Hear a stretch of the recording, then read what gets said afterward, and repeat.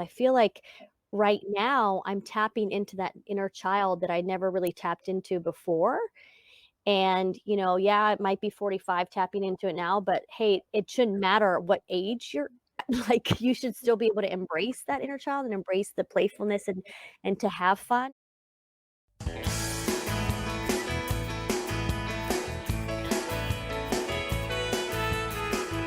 Raquel Borras encourages you to embrace your inner child as an adult.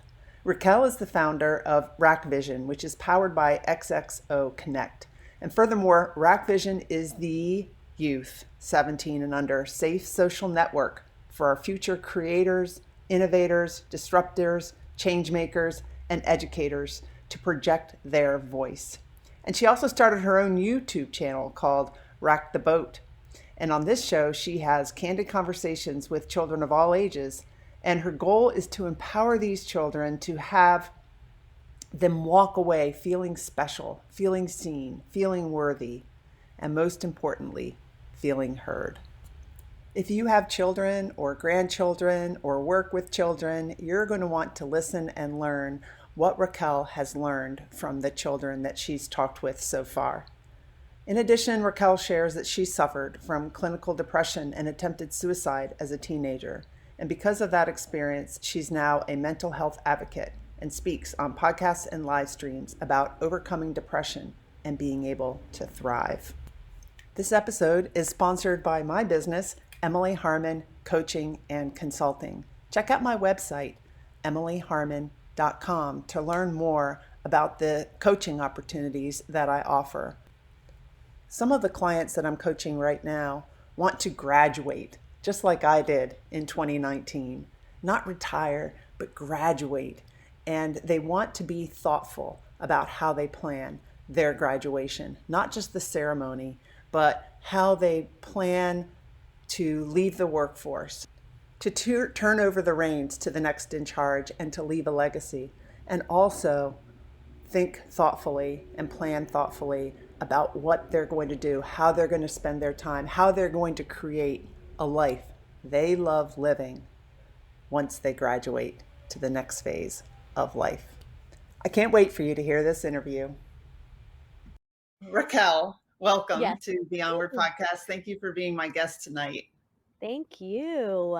I'm really excited to talk to you. But first, before we start, I wanted to say that I heard you live with Annie on a LinkedIn, Annie Lieb, and you were saying that she hadn't invited you on her show, and I feel the same because I haven't been on her show either. So I was wondering if you could tell me, like, what did you have to do to get on her show? You know what? She actually reached out to me, but I think it's because she reached out to me when she saw me. I was on a live stream with Travis Lackner.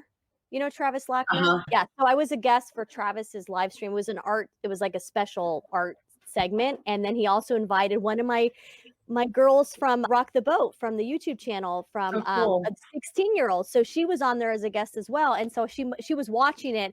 And then that's when I got the message that said, see, here's Ed. They got she's like, hey girl, I can't believe you haven't been on my live. Like, let's do this. I'm like, yeah, it's about time. Yeah. If she doesn't see this, maybe you can just tell her that Emily hasn't been on her live either. So just a little reminder, Somebody like me, right? Where it's like, it's one of those things where there comes a point where you're like, I don't want to ask, like I want to be asked, right? Like you want the person that's actually hosting, you want them to be like, hey, I really want this guest on here because I feel like they're going to bring value, right? So if I'm not being asked to be on their live, then there's a reason. And I don't want to be like, hey, please, please, please, please, because then they might be like, all right, fine, come on. And then they're like dreading it. And then the chemistry is not there. So there has to be kind of that element of like, you be wanted. Right. And I don't know. And now, yeah. That's what you're telling me. I just told you that you're Carl will have me on his show. Hi, Carl. Hey, Carl. Been on Carl's live. Have you been on Carl's? I've been on his live once. We were talking about imposter syndrome. I felt like I was an imposter when I was on it. You felt like you were being the imposter talking about the imposter. Yeah, that's right. So anyway, we're talking tonight about embracing your inner child as an adult. Yes. And I'm really looking forward to that. You want to talk about being real and vulnerable and transparent. So I'm assuming that's the way you're going to be tonight on the show. But The other way at this point, like, honestly, like, I think I've already crossed that like threshold in a way where like super crossed it, where I'm like, there's no coming back. well, when did you cross it? What I want to say, I crossed it, I think about 2 years ago on LinkedIn when I shared my story about depression and Did you attending. go live? It was before live, right? No, it was before live, and it was during Mental Health Awareness Month. And I had a colleague of mine who's actually the president of a mortgage company and is very vocal about mental health awareness. And he did a video about how, like, as leaders, we have to really speak up and we have to be the ones to change the narrative. Because as leaders, if we're not doing it, then, nobody else is going to do it. And in that moment, I thought, you know what?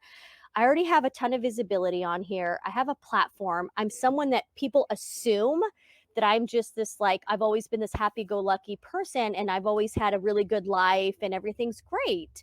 And I was like, I need to be that person to share my story so that people realize that, there's a lot that goes behind closed doors, right? Just the whole Yeah. thing of like, you never know what someone's going through. Right. And so I went ahead, and in that moment, I just grabbed my phone and I was like, all right, I'm just going to speak from the heart. And I pressed record, and it was like 6 minutes long. I shared my story. I was like, tearing up, because it was like the first time I was being not only going public, but going public on a platform that I had a lot of followers Mhm. and a platform that is not like a Facebook or an Instagram. It's a Right. business platform. So there was a Right. lot at stake there. And I went ahead and did it, and I'll never forget, I did post, and then I went to work, and I almost had like an anxiety attack because I was like, what did I just do? What did I just do? And immediately I started getting phone calls, texts, messages like, oh my gosh, I had no idea. Wow, you're so brave. Oh my gosh, that's so courageous of you. Oh my gosh, like, I've experienced the same thing. Like, the amount of support and just like positive feedback that I got from it just made me realize, like, okay, I got to keep doing this. I got to keep talking about it, because people obviously, like, That's okay. by the airport, people obviously need to hear this. And so that's kind of like, that's where it just took off from there. Yeah, that's good. Carl's our big supporter tonight. Yeah. Everyone else is out drinking for St. Patrick's I Day. know, right? But I tell people all the time, like, as long, like, when you do a podcast, like, if you can just reach one person, or if one person's Yeah. listening and it can really make a difference, then that's all that matters. So who's to say that Carl's the one person that needed to like hear a conversation Right, tonight, right? right. And then I also publish it as a regular podcast later, Yeah. so it'll have another audience. But I agree. I do think it is important for leaders to speak up. I get a little hesitant about, well, we're live on LinkedIn. I get a little hesitant about being live on LinkedIn or on my podcast, that when he finally went and got help after being 10 years doing drugs and alcohol, it was the day before I was supposed to be in a class for new flag officers and senior executives in the Navy and the Marine Corps. So new admirals, generals, and senior executives. I had been promoted, and you could listen to that episode, but I decided not to go and be his mom down there because he was 23 and he was like an hour and a half away. I stayed in that class because I wanted to send him a message that I knew he had his own back. I have his back, but he doesn't need me down there. And he was in the hospital for everything. But my point is that at that class, there was like a couple hundred people there. And I stood up and I said, this is what I'm going through right now. Wow.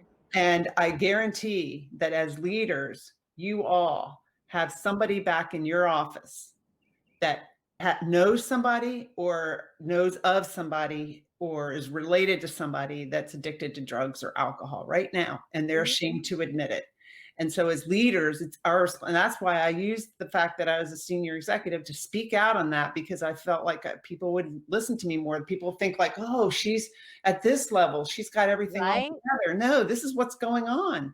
And a lot of people remember me for that. I actually went to one Navy command and two, and one of them I spoke and about it. And I think the admiral was like, yeah, no one's got a problem here. But the first person that raised their hand said, I'm raising my daughter because my granddaughter, because my daughter's an addict. Another guy said, my son overdosed twice this week and I don't know what to do. So many people kept raising their hand. So as leaders, we need to make it okay to talk about it.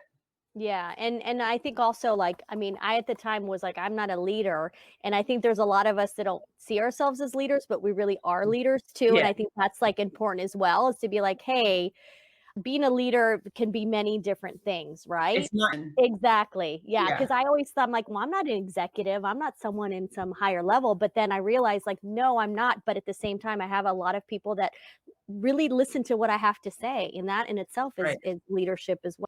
Right. Right. Definitely. Yeah, I completely agree. yeah.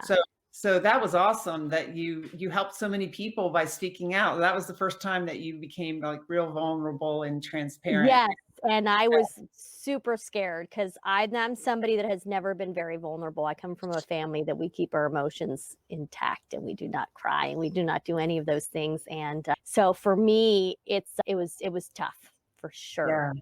Yeah, but then that gave you courage, right? All that people reaching Yeah, out to you. Like I made a yeah. post the other day and not everyone commented, but I got all these messages through LinkedIn about how the message resonated and why. So it's cool when you can help other people by sharing your story because you're not alone. Other people are going through the exact same thing you are. Yeah, that's what I've said before, is that it's really shocking to me that we have almost, 8 billion people in this world, but yet everyone still feels like they're alone and that they're the only one experiencing something. I think, okay, what are the odds? How many people in this world that you have at least one person experiencing what you are or have experienced, right? Like Yeah. that's something that I still don't understand, why I people guess because feel people like don't, they're they only share their highlight reel uh, and people don't talk about it except among like really close friends or something. I don't know. It's like yeah, it's not professional to talk about it. yeah, it's odd to me, and I even had a conversation yesterday. So I don't know if you saw my post. So I Mhm. used to have coffee with a bunch of older gentlemen, and they range from like mid-60s to even their 80s. And I used to have coffee with them once a week, and I loved it because it was like the older generation brought a lot of wisdom and insight. And yesterday I met them for the first time in over a year because they all had been vaccinated. They called me. They're like, Raquel, we're back at your coffee. Come say hi. So I did. I surprised them, and we were talking about veterans and the military, coming back home, and so obviously a lot of mental health, so we were talking about it, and I love that even that generation, even though they're even more closed off of, and Yes. and they were like, it's so important to talk about in a way where there is no stigma, and it's like just like everyday conversation of like, hey, I broke my arm, or hey, like I didn't feel Right. so hot today, and you're like, oh man, you didn't, like, what can we do to help, as opposed to like, wow. Right. Like, yeah, so it was really nice to hear their perspective, because they're the first ones that you believe that would be like, don't be sharing that stuff. 'Cause I guess it's because it's invisible.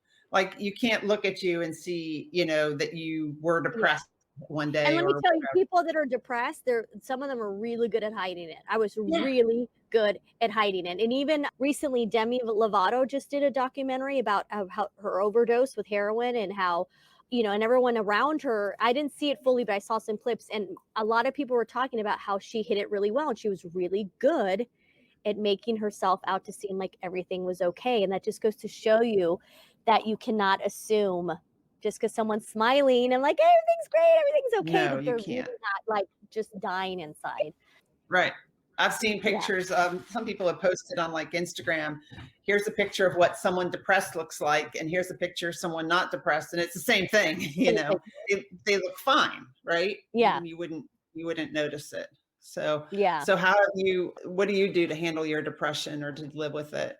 So I'm in a really good place. I was just telling my sister today that, like, ironically enough, in this pandemic, I'm in the best mental state I've ever been, like the happiest I've ever been, because I think I've really taken the time to use this as like a like reflection, and really, going inward Hmm. and looking at all the good. Like, I've gotten really good at looking at the positive. And that's something where before I was quick to look at the negative. And, Okay. oh, woe is me, and like, oh, like, gosh, feel so sorry for me. Well, I don't know why I had that mentality, where now I'm like, psh, we all go through stuff. Like, we all Yeah. have problems. Like, my problems compared to so many others is nothing. So why am I going to sit here and complain about something that, like, it really, in the grand scheme of things, is not the end of the world? And so that's kind of helped me a lot. And, honestly, I have 2 kids, But and, how did you shift that though? Because for some it people, took like, a while. yeah, all those negative comments or thoughts in your mind, how do you get rid of them and switch them out for something positive? for me, I was able to do it just over time, and it just kind of happened recently. So if you think about it, I attempted suicide when I was like 2021. I'm going to be 46 this year, and just in the last couple of years do I feel like I'm just in a really good state of mind. But like I was just having this conversation and being fully transparent and vulnerable. My brother, he's younger than me, just 5 years younger. He just can't get out of that state of mind. It's Mm. everything's negative. He's the victim.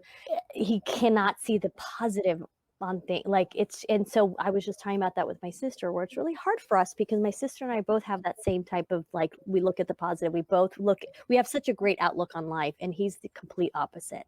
Wow. And it's like so hard for us when that's like our blood, you know, our brother, where we share the same DNA. And it's like, how is it that he is not able to see the world in the same lenses that we can? And it's hard. So there are plenty of people that just can't get out of there, that negative thought Yeah. process. And he's a perfect example where he's surrounded by people that are positive. It That's doesn't do got to anything be for hard for him. him, though. He's like, why can't I be like Raquel? Yeah, it is. I think it's tough for him to see both my sister and I kind of be like, hey, you know, like it sounds a little condescending sometimes when you say like, oh, just let it go, you know, like, but at the same time, like we were talking about it, but like, no, really, just let it go. Like, I mean, like we're not trying to be a-holes about it. We're just like, you just at some point got to let that stuff go. Yeah. I mean, if you can try to be, does he practice mindfulness? Because I think when you practice mindfulness and bring your mind to just the present situation, Yeah. you can't really worry about the past and the future. We were talking about that too, about how meditation is really important, even if it's for Yeah. 30 seconds or 3 hours, like that's something that most people need to learn how to exercise. But yeah, no, it's a tough one. But I mean, that's the thing, like, you know, and the reason why you wanted me on here was to talk about, you know, that inner child. And, you know, Yes. I've come to a point where I grew up pretty quickly, and I've always been very mature, and I got married young and had my child at a young age. So I feel like right now I'm tapping into that inner child that I never really tapped into before. And, you know, yeah, it might be 45 tapping into it now, but hey, it shouldn't matter what age you're like, you should still be able to embrace that inner child and embrace the playfulness and to have fun. And so that's kind of where I'm at right now, just because for so many years I just was trying to be like this, you know, adult. To you, embracing your inner child. What does that mean? Like, what do you mean by It that? means, you know, there's a reason why I have on my LinkedIn Queen of Goofiness, because it's like I'm a goofball, and like, but I love it when I'm a goofball. Like there's something, and I'm sure, you know, if you ask anybody, like let's say there's a snowstorm, right? And you go outside and you're like throwing the snowballs around and you're having a snow fight. Like there's something that happens like internally, like there's some chemistry. I don't know what it happens. Like it just, you just feel so free. Yeah. And there's something about it where you're like, I don't give a crap of what's happening, right? Like I'm just having fun. And that feeling is so like euphoric in a way that for me is really important. So, oh, hey, Bill. So that's what it means to me, is to just be in that state of like euphoria, in that state of like, hey, I'm just having fun. And I'm just like at the core, just like really being like who I am in that moment. Like I'm not worrying about what I look like. I'm not worrying about what people say, because there's plenty of times that I've done stuff like that where people are like, I'll get messaged. So like for instance, it was like 3 or 4 weeks ago, there was a lip sync battle going on within the mortgage industry. And I, you know, I was in the mortgage industry, so I got tagged. And it was a Saturday and I was just sitting watching Netflix and I get tagged on this thing. And usually I don't go buy into the challenges, because you can get caught up in that. You're like, okay, I can't do this anymore. So I try Right. not to feed into that. But for whatever reason, it was a Saturday night and I was like, I'm going to do it. So I was like, gosh, what am I going to do? I hadn't showered. Like I literally hadn't, my hair was greasy. So I put up a bun. I have no makeup on. And I was like, okay, I'm going to do Madonna Vogue. I don't know why that song came to my head. So I went ahead and pressed record and I just lip synced to Madonna Vogue. I put on a blazer and yeah, I had my hair up and I edited it where it was like black and white. And then I had the Vogue. I mean, I looked ridiculous. Like, Where did you have to post that? Where did you post it? like I said, it's Saturday night. I did it. I was like, screw it. I'm going to do it, because I just had so much fun. And I looked like I got to go to your page and see that. I'm going to send you the link because it's probably buried but I posted it and I was like, you know what? I had so much fun doing it. And so when I did it, it was amazing how many people messaged me separately and they're like, man, I could never do that. And like, I wish I could be as carefree as you, or I wish I could not care about what other people thought, or man, or like, you know what, you're reminding me not to take yourself too seriously. And you're reminding me of like, it's just important to have fun in life. And so that's essentially why I do that, because I want other people to feel the way that I feel in those moments, because it really is a fantastic feeling not to give a crap and just have fun. What did it take for that to happen for you? Like, how did you find that inner child and how did you embrace it? Like, is there something that you did? Did it happen just through COVID or? I mean, that's a really good question, because I've been trying to think about it, right? Because everyone's asking me like, how did you come up with this Is it YouTube just because channel? you're over 40, you can do it now? Maybe as you get older, you just kind of don't really care what other people think. And I truly do believe that as you get older, you kind of just like let that stuff go and you become a wiser, and you're just kind of like, hey, life is short, especially with COVID. You realize Right. like life really is short and you have no idea what's going to happen. So I think that kind of helped, where I was like, you know what? I might go tomorrow and I want to be able to like say that I lived a good life and I had fun and I enjoyed myself and have no regrets. And I think that kind of mentality helped it as well. And then just the fact that I was having these conversations with these kids, that has helped tremendously, because when I'm having a conversation with a 12-year-old or a 13-year-old, like the other day I had one with a 13-year-old girl, Kaylin, and I felt like I was talking to my 13-year-old self. I really did. People made it in so many different ways. She was talking about how she likes to express herself through her hair and how she cuts it and colors it, and that's what I used to do. And then she was talking about how she herself is very mature and likes to talk to adults rather than kids a lot of times. Like I was that person where with my parents, I was always like having conversations with their friends. And so I joked around with her and I was like, you know what, Kaylin, maybe this is why I like having conversations with kids, is because I didn't allow myself to have that when I was younger. Like I was too busy, worrying about what the adults thought of me and then worrying about like being mature enough for them, that I just kind of missed the boat. That's an interesting thought. And maybe interviewing little kids would help me remember my childhood, because I don't remember a lot of it. I don't know why. It's just the way my brain works, but it would help me remember, oh yeah, that's what it was like to be No, 13. really like triggers like these memories in me, and I think everybody should have the opportunity to talk Yeah.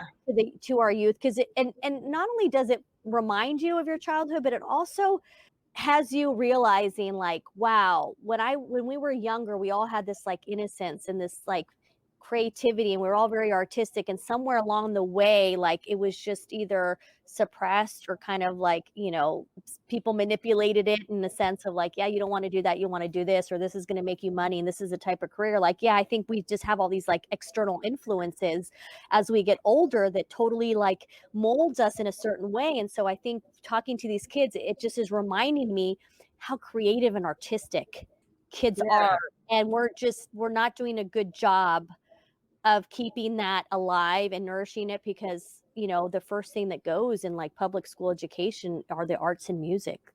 That's So the first. yeah, so your YouTube channel is Raq the Boat Yeah.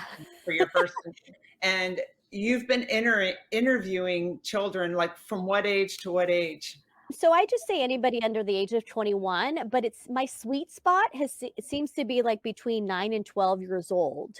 And That seems when to did be, you start that podcast or that um YouTube so I channel? started the channel, I want to say like maybe right before Thanksgiving or after Thanksgiving. I know it was around the holidays. Okay, so And so yeah, oh, definitely during COVID. It was one of those things where I had my mentor and I had other people kept saying, you have to have a podcast, because I'm the one that's always the guest. And everyone's like, you need to be the one interviewing. Like you love to mhm. talk. Like you could talk all day long. Okay, yeah, that's right. And I'm going to interview 7, 9, 10-year-olds. Well, that's the thing, is like I'm thinking, okay, yeah, you're right. Like I love to have talk and I can talk all day long to anybody and everybody. Like I'm really good at having conversations. I said, but the thing about myself that I've really kind of owned is that I like to be different. I like to go against the grain. I'm one of those people where if I see that a space is getting saturated or there's too much in that Yeah. space, I'm like, get me out.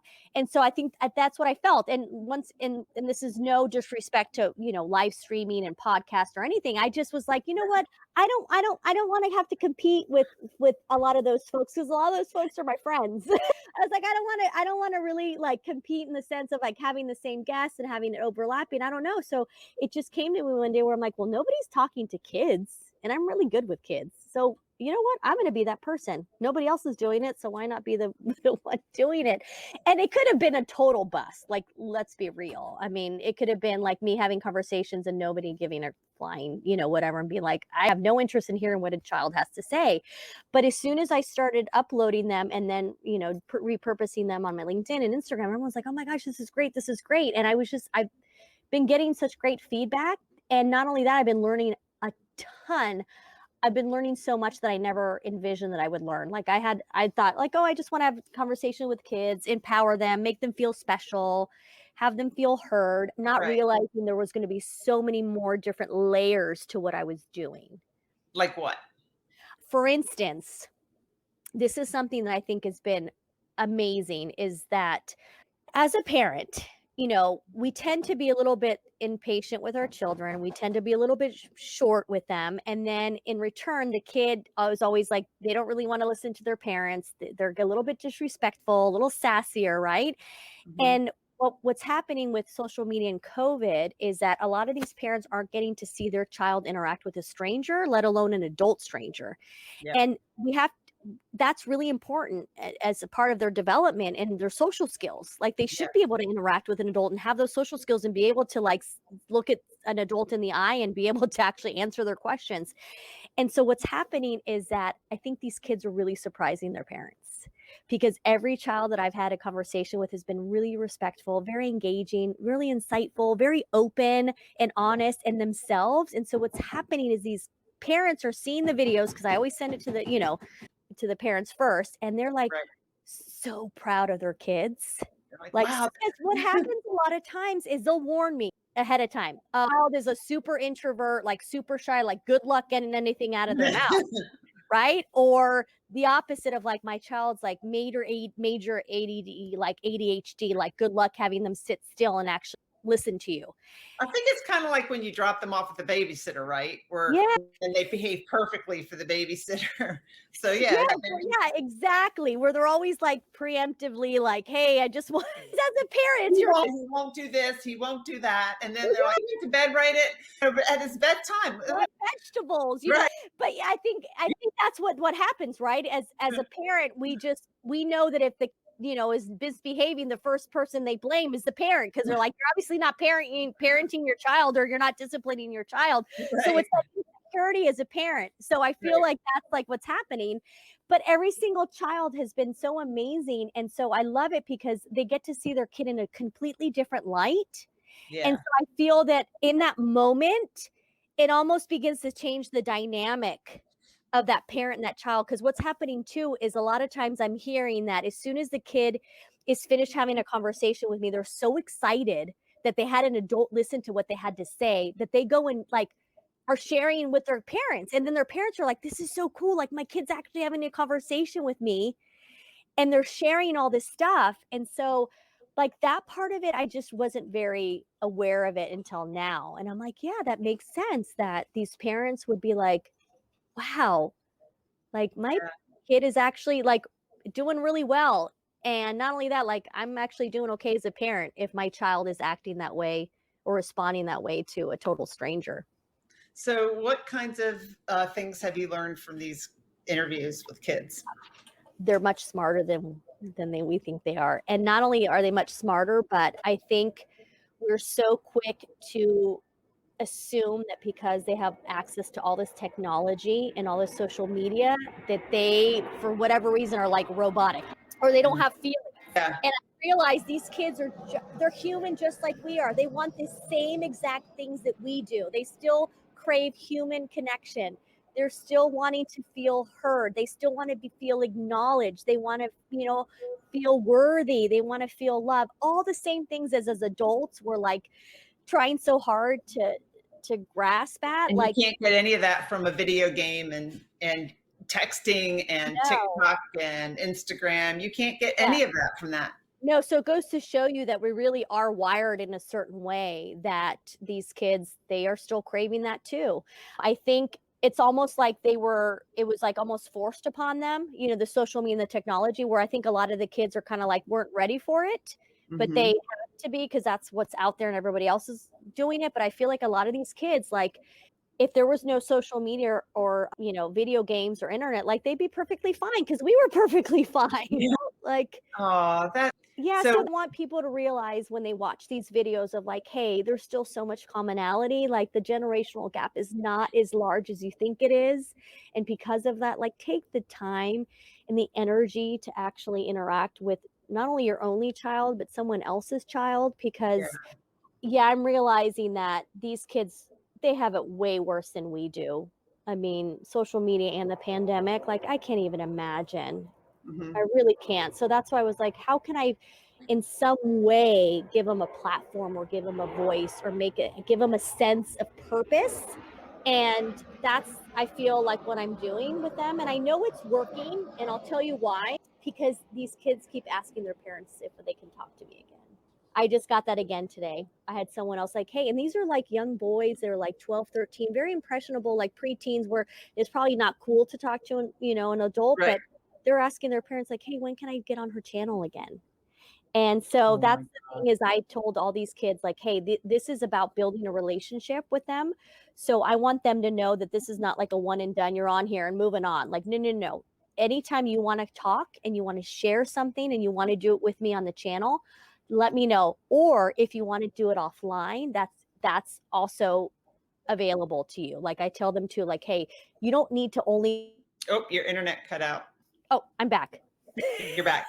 But I was just You saying don't. that, You're like yeah, you're I don't want them to feel like the only way they can talk to me is if it's being recorded for the right. channel. Like I want them to know that if they want to talk to someone and they just need someone to listen to them, that they have access to me offline as well. Like, How do these kids and how do the parents find you, and how do they, if someone's listening, which right now not a lot of people are, someone's listening and they want their child, or a child wants to be on your YouTube channel, how would they go about doing that? so a lot of these kids have been through my LinkedIn connections Okay. because I go ahead and repurpose the stuff and show it on there. And so, yeah, I'm lucky where I have people reach out to me and say, hey, I want you to talk to my child. I think they'd be great. So you can just message me through LinkedIn. I'm on Instagram too. So if you're on Instagram or even, email me, but it's there's like no criteria. Cause I had someone today ask me like, hey, how can my grandkids apply? And I'm like, there's all youth are welcome. There's no criteria. You don't have to, it's not like America's Got Talent or any of those things where you have to have some kind of special thing that no, Mhm. everyone's special. Every kid is special in their own way and they all deserve to be heard. So I don't want anyone to think that like it's exclusive at all. So what are the kinds of topics that you've talked about, and how many Um, interviews have you done so so I far? just uploaded my 29th Wow. conversation. And I have talked a lot about video games. Fortnite and Minecraft are very popular. Oddly enough, a lot of them are artists. A lot of them like to draw. And luckily, being that I'm a kid myself, I can relate to like Marvel, all the Marvel stuff that's out there. I can relate to Mhm. Star Wars because I went ahead and binged all the Star Wars movies and the Mandalorian series because of one of the girls that I had spoken to. Well, you've got to Um, do your conversation or interview prep, right? So up to speed on what they might want to talk about. Yeah, like I have to be able to seem like somewhat cool, right? Like where Yeah. I can get it. And so, in the fact that I have two kids myself, yeah, for whatever reason, like I thought at first it was going to be kind of like pulling teeth out of these kids, but it's amazing how they just kind of carry the conversation. Like as soon as I hit record, it's amazing how some of them like they're the ones like sharing information. They're like, oh, and then I do this, and then the other day this happened, and then oh, my brother did that. Like I love it because I don't have to prep for it like with questions at all. Like I come with Right. zero questions because I'm confident enough with my skill set that I Yeah. know that it's gonna go into like really cool conversations. And even the other day, Michael Ray, Michael Ray on LinkedIn, he does Smile Project Mhm. Louisville. No, I don't think so. You need to follow him. I'm going to meet him for the first time. He's flying out to California to do random acts of kindness out here. So he does Okay. random acts of kindness, and we become really good friends. I had my second conversation with his 14-year-old son, and we talked a little bit about mental health. And his son was like very receptive to it. And I remember when I stopped recording, I said, "Hey, Sam, if you don't want to be the one that's kind of the recipient of this conversation on the other end, like let me know and I can cut this out, or we don't have to be on the video because I don't want to open it up Right. to people be mean to these kids or bullying or any Right. of that." Because you're not broadcasting live. You're just doing it. And then I mean, live, but it's on YouTube. I mean, anybody can, can watch it if you think about it. So he's like, no, Hi, it's Jim. really important. Yeah. He's like, hey, Jim. He's like, it's really important that people talk about it. And I love that he like understood the value of us being able to talk about mental health and how important it is to think positively, because he just had he has a lot of insight and great perspective. And for a 14-year-old boy to have that and be okay with it and want to share with it, I thought it was really special. And so I really appreciated that he was okay with that. Yeah. Like, what are the kinds of things he said that he even felt that it was important to talk about? That's pretty cool. Yeah. Well, I actually shared with him in that we were talking about school. I know what it was. We were talking about school and I said, how's school going? He's like, next question. So I knew I hit a nerve. And I said, okay, and so we were talking about the stresses of it. And we were talking about how like, it's really not the end of the world, and how, it's important to be able to not stress out too much, because stressing is not going to change the outcome, and, all like little things like that. And so so I went ahead and shared with him. He didn't know. And I said, by the way, I got to a place, because I was talking about how I was a perfectionist and had a lot like OCD at his age. He's like, me too. And I said, okay, I get that. I said, but that's where it can be an issue, because what happens is when you're a perfectionist and you have OCD and you want to be like controlling of everything, when things are not going your way, you can spiral. And I told him, I said, that's what happened to me. And I shared with him that I had been depressed and attempted suicide in college. And you can tell that like he didn't know how to react to it. Very quiet. And he was just, and he's like, oh, wow. And then after, he was like, by the way, like, yeah, I think he might have said, thank you for sharing that. Or like, that was like, he was very appreciative. Like, that's what I mean. Like, he took it all in. And I think he even said, I didn't say anything because I was shocked. I go in like a bad way. He's like, no, I just didn't know what to say or how to respond. Most adults wouldn't either. He was very honest of like, hey, I didn't know how to respond, but like, thank you for sharing that. And you can tell like he was very, appreciative of it, but yeah, just didn't know what to say or do. And that's okay. Like, that's a fully honest reaction. So yeah, like things like that. And, I've had some kids be honest about how it's hard for them to have virtual learning and not be around their friends and be super isolated. Like one Natasha, she's 12. She moved to California and then moves to California, and then COVID happened. So she's like has zero friends that she's met where she's at in California. And so I know her mom was very, very much like, thank you for being someone that she can talk to. And I've had 3 conversations with her, and we're going to meet for the first time. They're flying down from California. They're flying down to LA.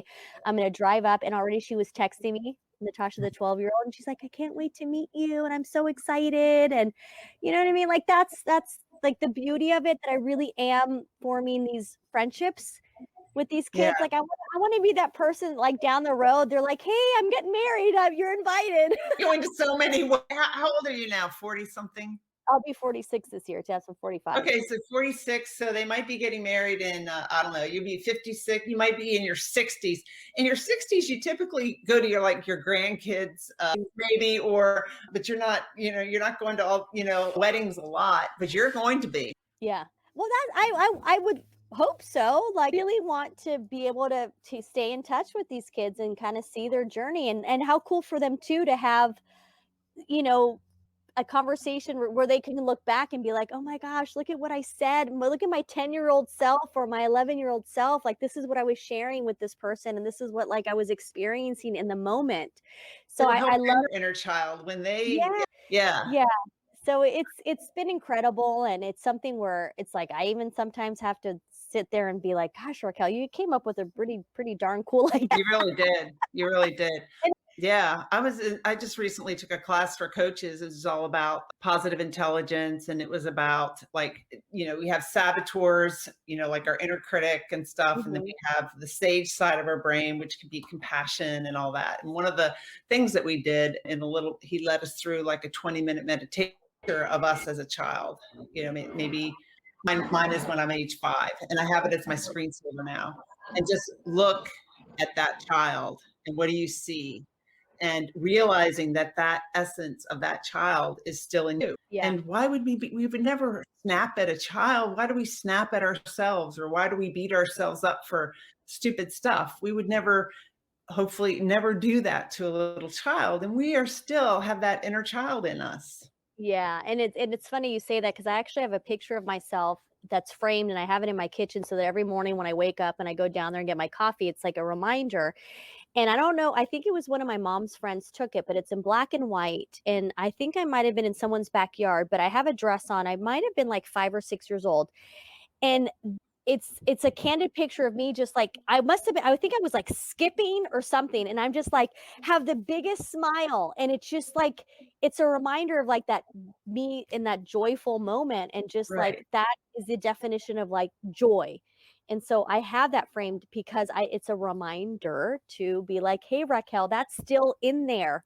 Like your fingerprint, it's that unique essence. It's you. There's only one you, and you're still that child. Yeah. Yeah, and so the fact that, like, as adults, we do such a like, such a major job of trying to, like, suppress that, I don't understand because I think a lot has to do with for whatever reason, we think that if you're being playful or fun or silly, you're not being serious or professional or you're not smart. Right. I think actually it's the opposite. I think it's a huge sign of intelligence, and I'm not trying to, like, say, like, "Oh, I'm so smart." I'm just saying it's a sign of intelligence to be like, "Hey, I'm embracing, like, who I truly am in the core." Like, I think that's what it shows as opposed to, "Oh, I gotta hide that because I people need to," yeah. Whatever. So, but what does that mean, right? Like Yeah. or what we have this, like, rhetoric of, like, this narrative, and I'm like, "Who came up with that in the freaking first place?" That's the thing is, a lot of what I've been looking at is like my paradigms and what I believe, and then why do I believe that? And you believe it maybe Yeah. because someone said that or something happened to you a long time ago, and if it doesn't serve you anymore, you need to just let it go and think about life differently. Yeah, and it's not So, easy, that's for sure, right? Because no. even for me, I've put up such a persona and such a front and an image of who I was that, like, I hid, like, the real me, the true me, and so now the real me is coming up, but it's interesting how people will be like, "Oh, wow, you're different or you've changed." I'm like, "No, no, no, I'm just more of who I've always been." Like, even my mom made a comment when I got divorced 10 years ago. I remember we were out, she had come to visit, so we're divorced. I think we were, like, sitting at a restaurant bar, just having some drinks, just really kind of, like, just having a moment. And she turned at me and she's like, "I like you better divorced." And I go, "Okay, well, what does that mean?" She's like, "I don't know." She's like, you're like, there's this like sensual, sexy side to you and the side of you that I've never seen and the side of you that this." I'm like, "Mom, all those sides, they've been there. They just, I never felt comfortable enough to show them and showcase them." I go, "That's the difference is like, I'm not changing who I am necessarily. It's just I'm now allowing that person to be seen. And that's what you're seeing. It's not necessarily me being a completely A different person." different person. Yeah. Yeah. So That's that's kind of, awesome. yeah, so that's how I see a lot of us when people might look at you or someone be like, "Wow, they've really, like, changed and they've this and that." It's like, no, I think it's just they're better at embracing, like, who they really are and Yeah. bringing it to the world. Why does it take some inner work to figure out who we really are? I guess we just get all these masks, all these layers of different things happen in our life that, Yeah, all you these know. external, you know, things that just kinda come at us in this way that, like, we, for whatever reason, listen to it, we buy into it. Like, I Mhm. think that's what it is, like, why do we buy into all of that stuff? Some of it's like when if you were bullied as a kid Yeah, or, just different things like that can still impact you as an adult. yeah. Yeah, and that's the tough one, right? Is like, we've all kind of we all experience some kind of trauma in some kind of way. That's what I found is I thought, for the longest time that trauma meant that you had to go through like, child abuse or sexual abuse or Right. like some kind of like a death in the family. Like I thought it had to be like huge. And then I realized like, no, you can experience emotional trauma on so many different levels. And I just learned that a couple years ago. And I realized that so many people are starting to realize that too. And it's Mhm. like, okay, so we've all had our trauma. Now let's go Mhm. ahead and figure out like how we can kind of move forward with it and not let it define us and not let it us like hold us back. Cause yeah, I mean, the more and more we open up, the more and more we realize, like we were saying, I think even before the live, that we're not alone. And so that's why I tell people, like, just share your story, because if you can help one person, it's worth it. It's worth that uncomfortableness. Yes, because I've been uncomfortable sharing some things, but when I find out that I helped someone, I'm like, okay, you know what? Who gives a crap that I felt awful and I was having some anxiety, because it's so worth it that I helped someone else. And I feel like if more people thought about it that way, of like, me sharing this is not like, oh, I'm sharing my business and I'm being so personal, whatever. It's like, no, you're doing it so that you can help somebody else. And we're so many of us are so generous. Yes. A lot of us are very selfless. So if we think about it in that sense, I think more people would be willing to open up. Well, at least that's how I see it. Yeah, no, I agree with you. I started the Onward movement, and we have a manifesto. And one of the things in that manifesto, well, a lot of it is about you're not alone. It's we find strength in sharing our story. Yeah, I don't know what my sister's doing in there, by the way. And we one of the other things is that we know how to ask. We ask for help. We ask for help when we need it, because I think a lot of people are really like, oh yeah, sorry about that, Mary Lou, I missed your comment. Society gives us rules and then we abide by it, and then the layers start, sadly. Yeah, and that's just what happens, and it takes a while to just realize that that's what happened. Yeah. But so that's what the Onward movement's all about: sharing our story, realizing that we're not alone. And so many people that I've interviewed on this podcast have shared how they faced adversity in life and how that helped them discover who they are along the way. Yeah. So. But see how, like, everybody's going through, like, once again, it's like we're all going through that. We go through different phases. Like, there's that book my dad recommended it, and I read it. I go back to it from time to time. It's called Phases. And I think it starts at the 20s and 30s, 40s, 50s, 60s. And yeah, we're all going through these different phases. And I just wish that we would just realize that, and then we wouldn't be so judgmental of one another. That's another thing that I can't understand, that like everybody has hardships, everybody's had struggles, everybody's going through stuff, but yet we're so quick to judge someone else when they're going through it, or the way they're responding to it, or if they make a mistake. It's like we just don't practice enough grace. And yeah, that's something that I've learned a lot. Like, I'm like, wow, everyone's kind of done something that's made, not necessarily a regret, but kind of been like, oh, that might have not been the best decision, but I learned from it. And because of it, I'm like, I'm going to do better next time. Just like Oprah says, like, when you know better, you do better. Right. So it's like, and I think that's something, speaking of kids, and I had this conversation with my son and a lot of his fraternity friends over the weekend, because I picked him up from tech, and I was talking to them because they were very open about cancel culture and about the phones, and how they have to like be really careful. I mean, we were talking about, like, even the guys, they were like, with girls, like, they have to be overly like aware of what they say, of what they do, because you just never know what's going to be said and how it's going to turn around, and it can literally ruin the rest of your life. Yeah. So we were talking about it, and the issue that I have with that is that these kids are realizing that they can't make any mistakes, because then everybody in the world's going to know. So then what happens? Something bad, they make a mistake, and then they realize that it's the end of the world. And what do? They take their lives. And that's why committing suicide is like on the rise. It's because we're not giving these kids the opportunity to be kids. I can't, I mean, it's funny because I don't feel old, but I start thinking like I'm older when I start talking about, like, if we had social media or phones when I was a teenager, or when I was in college, oh dear Lord, right? Like, and that's what I say. And so when I think about my kids and what they're experiencing, I'm like, man, that's why I'm not too hard on them. I really, like, my ex-husband and I, we co-parent very well. And we pretty much, it's not that we allow our kids to do anything that they want, but we really give them the space to kind of like do things and then mess up, and then hopefully have it be a safe space for them so that they can learn on their own too. Because I think that's something that we're going to realize like further down the road, how these younger generations are being affected by the fact that they can't really be kids and make mistakes. I was growing up, I feel like that I was prevented from making some mistakes. And so then I made the mistakes once I got out of the house. Yeah. So they're going to Yeah. make them at some point. And then, well, it wasn't a felony thing for me or anything, but at some point the mistake could be really, really bad, Yeah.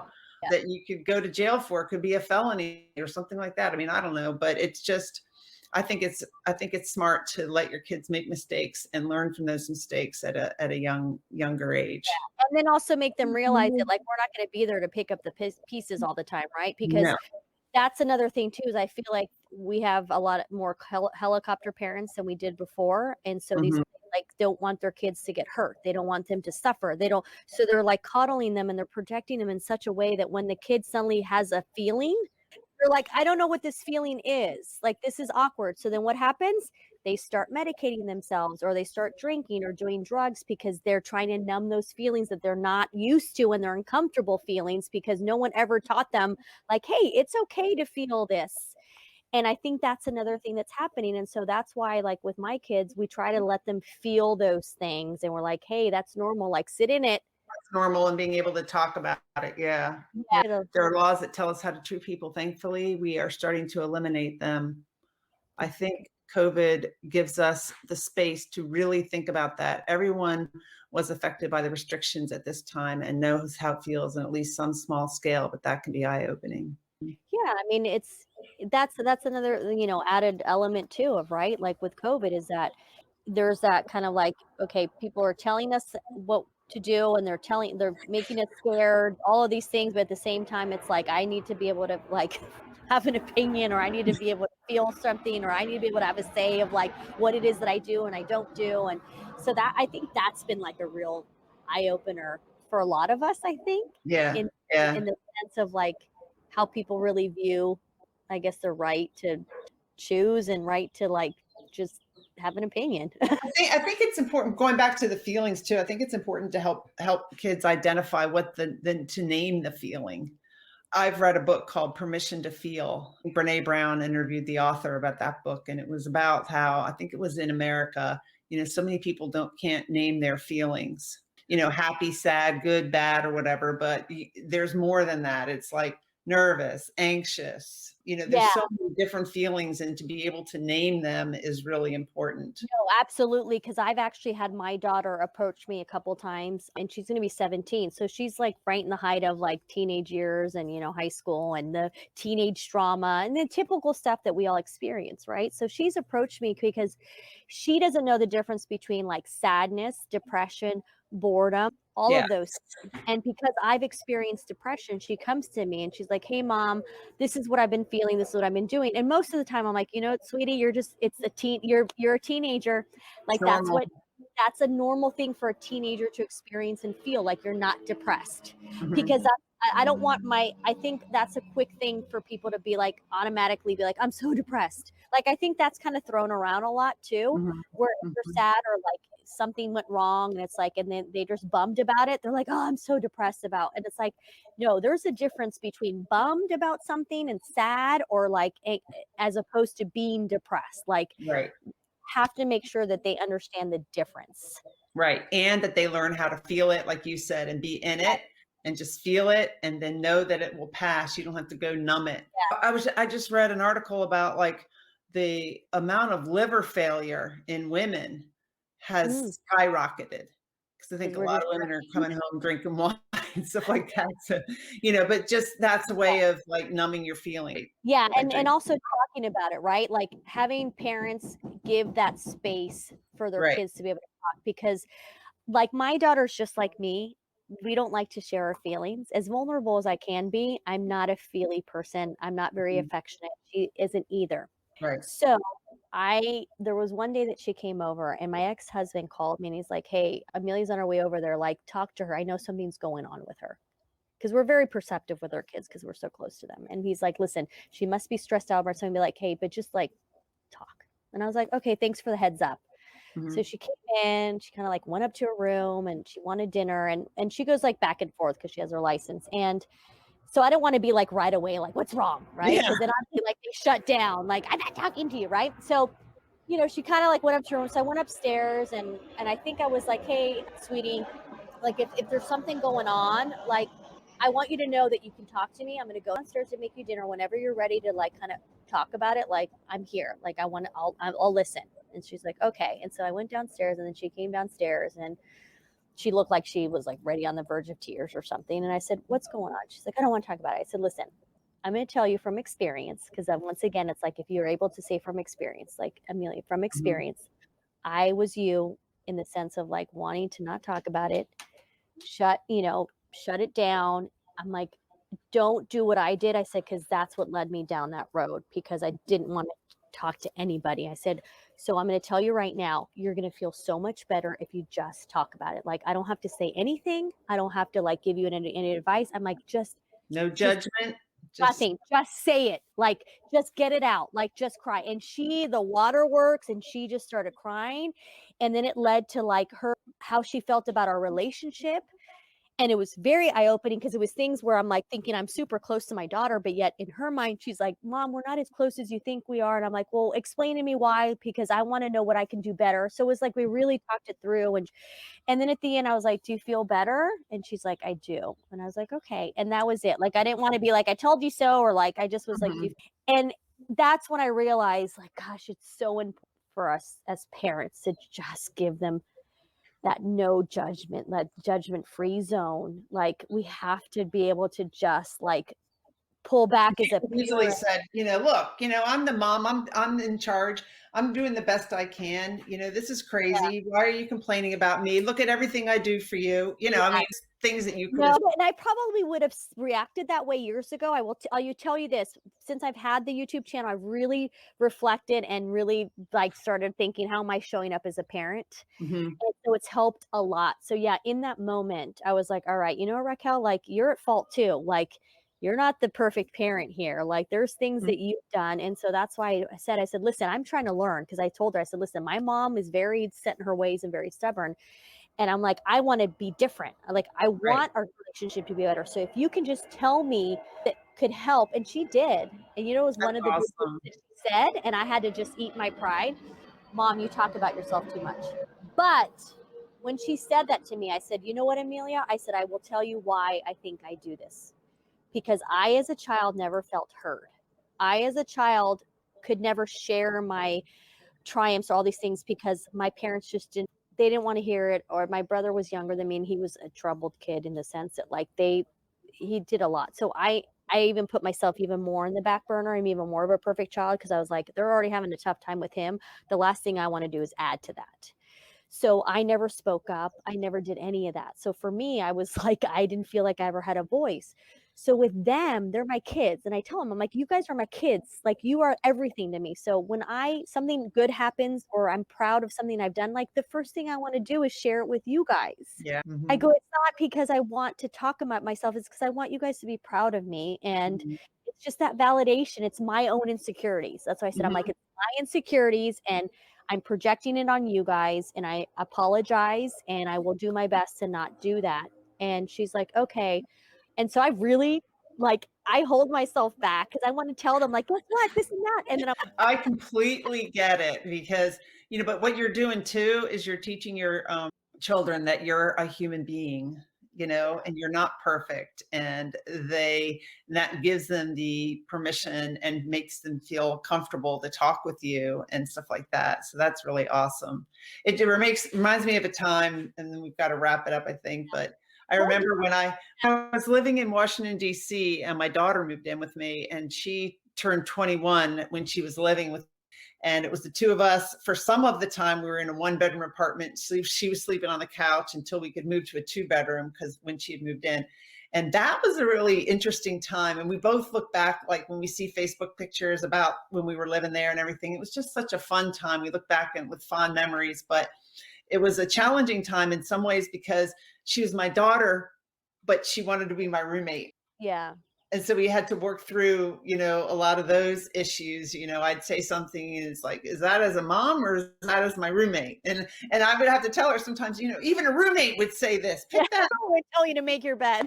But anyway, it was just, good memories. And I know you have good memories with your kids. So that's awesome. Yeah, I do try my best. And again, like, I've made plenty of mistakes, and I've done some things where I'm like, I look back and I'm kind of like, oh, I could have done something better. But as long as like our kids know that we're trying to do better and we Yeah. are trying to like be good parents, then I think all they can do is respect us for that. And I feel like that's how it's been with my kids. I feel like they respect me more when I'm able to be like, hey, you know what? I'm the one that effed up on that in that one. Like, I'm sorry. Yeah. And I love it because they're like, it's okay, mom. Okay, thanks. And then we move on. Like, that's the Yeah. cool thing is that no one dwells on anything. Like, we're able to just let it go and just kind of be like, all right, we learned from that moment and let's just move forward.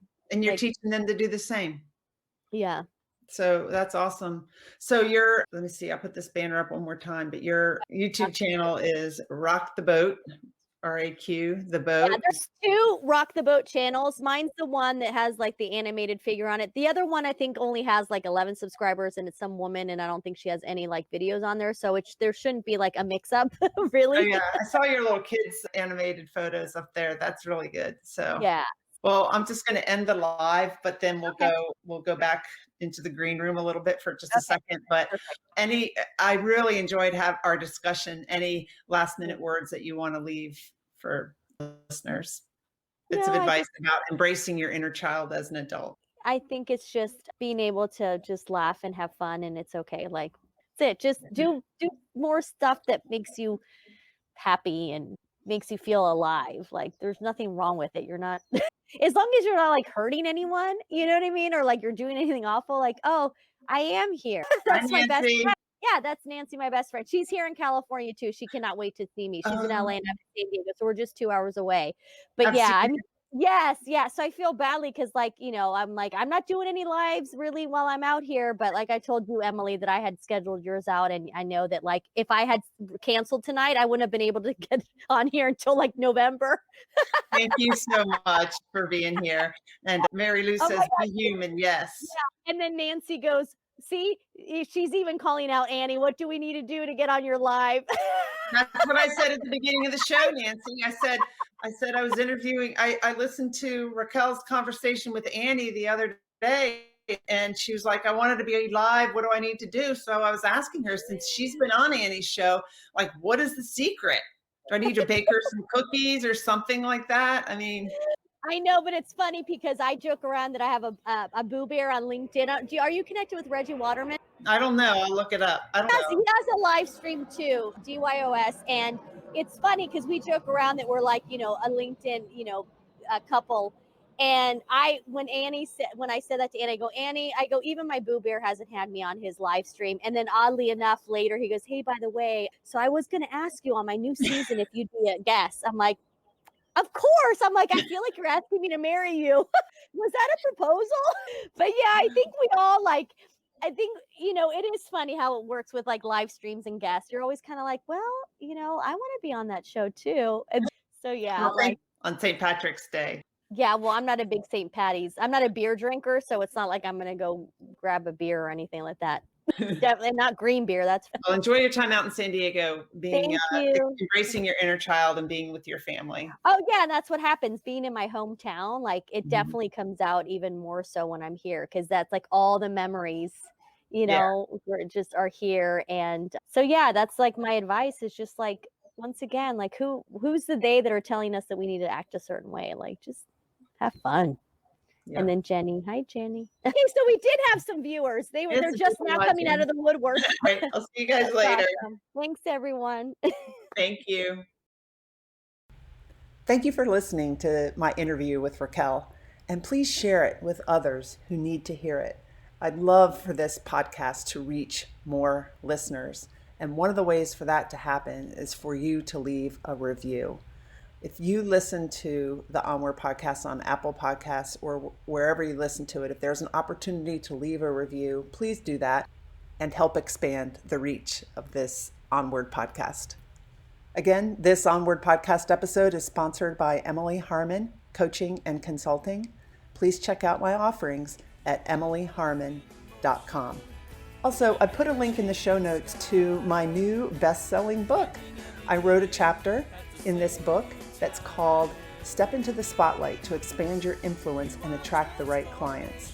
However, if you're not an entrepreneur, a speaker, or an author, it's also for anybody who wants to step into any kind of spotlight, putting yourself out there is a little scary. I do it all the time on this podcast and on my lives, and it can be intimidating. This book has tons of advice for how to do that and lots of free resources if you buy the book as well.